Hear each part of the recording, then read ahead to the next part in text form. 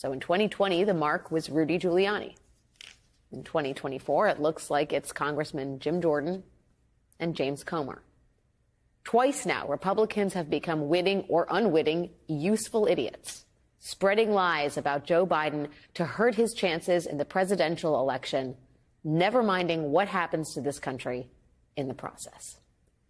Joining me now is New York Congressman Dan Goldman, member of the House Oversight Committee. He served as lead counsel in the first impeachment of Donald Trump. Congressman Goldman, thank you for being here.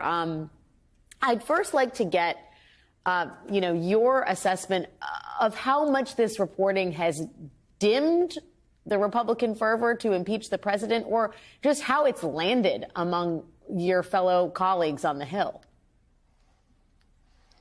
Well, I think many of my colleagues on the Democratic side are shocked but not surprised, because it is, once again, every election, it seems, the Republicans fall in favor with the Russians and are used either, as you said, wittingly or unwittingly by Russian intelligence to try to interfere in the election. You'll remember in 2016, Donald Trump says, Russia, if you're listening, find Hillary Clinton's emails. 5 hours later, they searched for them and fished them and hacked them and got them.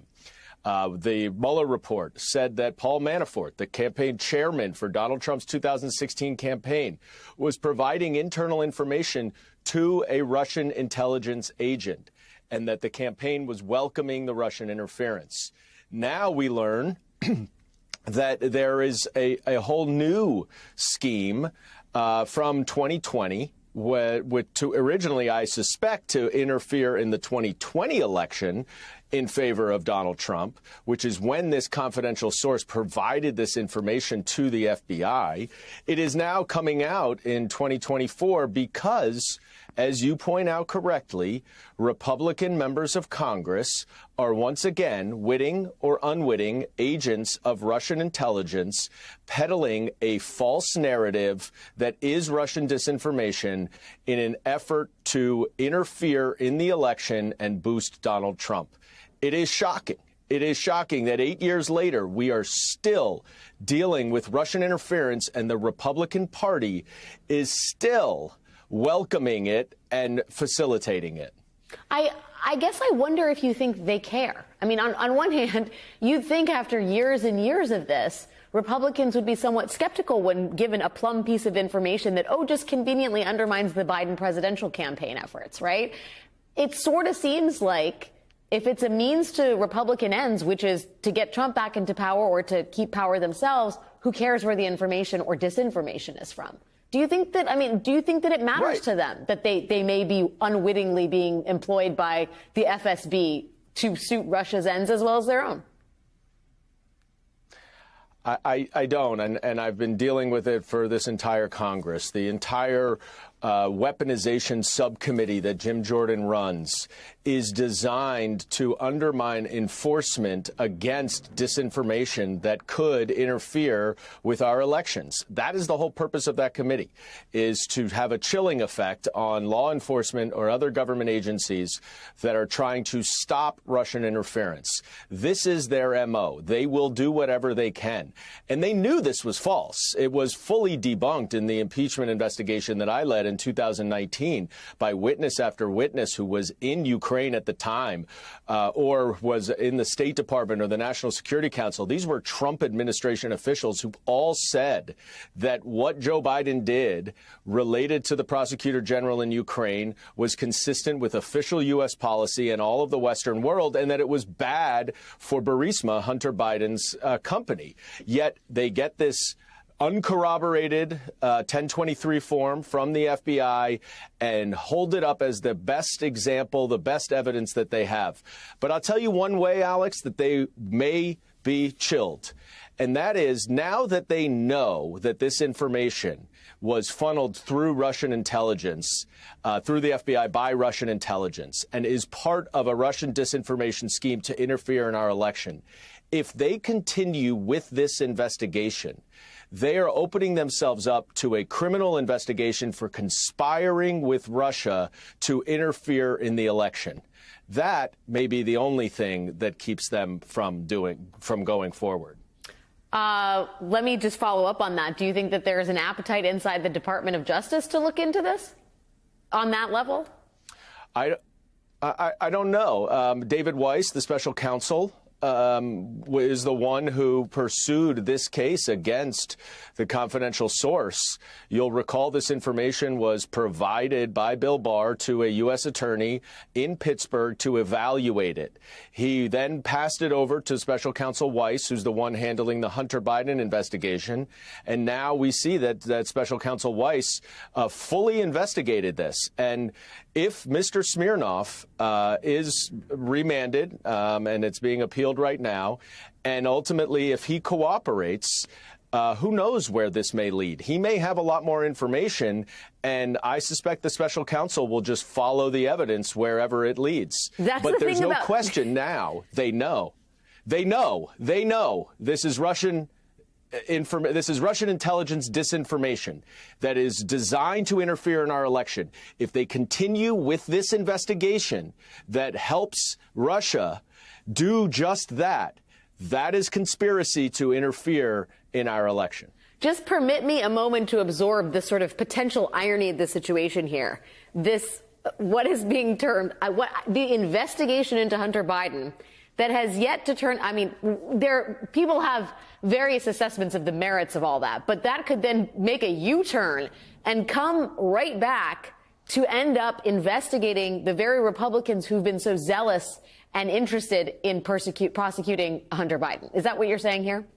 And yes, and it goes even further than that, because the House Republicans have taken responsibility and honor in their effort to interfere in Hunter Biden's criminal case and to blow up the plea agreement. And the only reason that this investigation is continuing, or at least one significant reason, is because that plea agreement fell through. And so, yes, the irony is if this investigation ultimately continued only because of their efforts to interfere in it, and then it comes back onto them.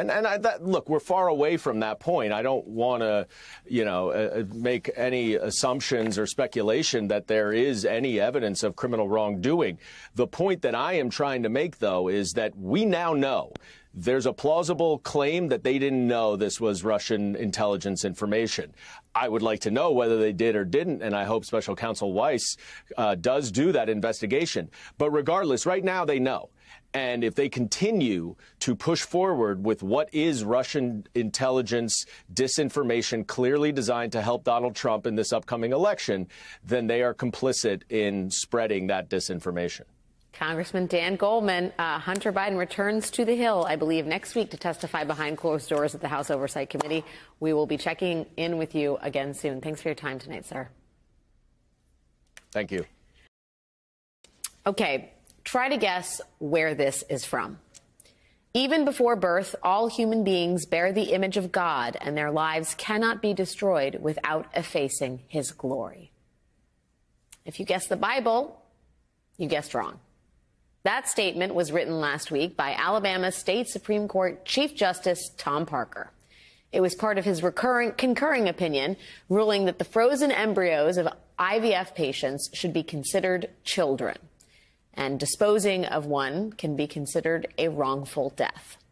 That decision has sparked confusion and outrage and panic among people who really want to be parents and might need the help of in vitro fertilization to become ones. And not just in Alabama. Liberty Counsel, a conservative Christian litigation group, has asked the Florida Supreme Court to consider Alabama's IVF decision before ruling on a pending ballot measure that would codify abortion access in Florida. And it seems like the Liberty Counsel might have a supporter on the Florida bench. In a hearing earlier this month, Florida Chief Justice Carlos Muniz floated the idea of fetal personhood, noting that the court hasn't yet taken a position on whether the state's constitution protects an unborn child at any stage of pregnancy. Joining me now is Erin Carmone, senior correspondent at New York Magazine and co-author of Notorious RBG, The Life and Times of Ruth Bader Ginsburg. Erin, thank you for being here tonight and helping me make sense of this. I mean, do you think what we're witnessing in real time here is potentially the death knell of IVF in red states across America, much like abortion access? It certainly looks like it's headed that way in Alabama. But, you know, I want to step back for a second. In 2011, I went to Mississippi to cover a personhood ballot measure in one of the most conservative states, very similar to Alabama. It failed because people pointed out that fetal personhood would naturally lead to restricting IVF. And there were enough people in the state who rebelled against that and voted against it. But Alabama has been on this track to embrace fetal personhood from the beginning. And they did it in ways that did not immediately capture attention the way upper middle class people who can afford IVF, who want to be parents, can. So they first started prosecuting pregnant people who use drugs. The Alabama State Supreme Court said more than 10 years ago that you could charge pregnant people with chemical endangerment and that fetuses were children for the purposes of that law. They separately also said, even before Roe v. Wade, that Alabama's constitution protected fetuses and embryos as persons. So there's some incoherence here. There was also the state lawmaker in Alabama who said when one of the abortion bans was being debated, he said, no, this doesn't cover the embryo in the lab because it's not inside a woman. Right. So there's still some part of the movement that hasn't quite figured out what it wants to do with respect to IVF, which is enormously popular. It helps people build their family regardless of circumstance. But it seems like the wing that is ascendant right now is the absolutist. You mentioned this deeply religious language in the concurrence, this fetal personhood above all that once was considered marginal has become extremely powerful. And so when it was people who used drugs, or Alabama even had somebody, even appointed a lawyer for a fetus when a teen was seeking a judicial bypass for an abortion. So when it was the abortion patient, when it was the drug user, then it was the woman who had the miscarriage. Now it's the woman who would, or the family that would like to have more children. It is really a question fundamentally of reproductive control that is affecting people in all different circumstances and decisions of pregnancy. Yeah, well, and I would assume that sort of that reality of who this affects, first of all, people that actively want to have children, right, which is not necessarily the case when you're talking about abortion, but this is all people who want to procreate. Many of them are wealthy, and I'm sure plenty of them are Republicans. Some of them are not wealthy. But the fact is, when you talk about constituencies, I'm having a hard time understanding how this is. I'm setting aside the morals and ethics here for a moment, but just politically, like how this is advantageous for conservatives to run on. Well, you know, it's not unheard of for states to restrict IVF. It was done in Italy. It was done in Poland under different governments. It's not popular. It didn't last, but it is theoretically possible for this to happen. I think it just needs to be seen in the context of, even though it is fundamentally irrational, some people have said it's ironic, it's irrational. They are willing to go this far to enshrine into law. They're willing to even prevent babies from being born. In order to prove a point, ultimately a religious point about the value of a frozen embryo being above the desires of living people on this earth. Erin, I think according to the Washington Post, at least 11 states have broadly defined personhood beginning at fertilization. And those states include, I believe, Alabama, Mississippi, Oklahoma, and South Carolina. I mean, do you see what's happening in Alabama as a usable template for other states that want to aggressively pursue fetal personhood amendments?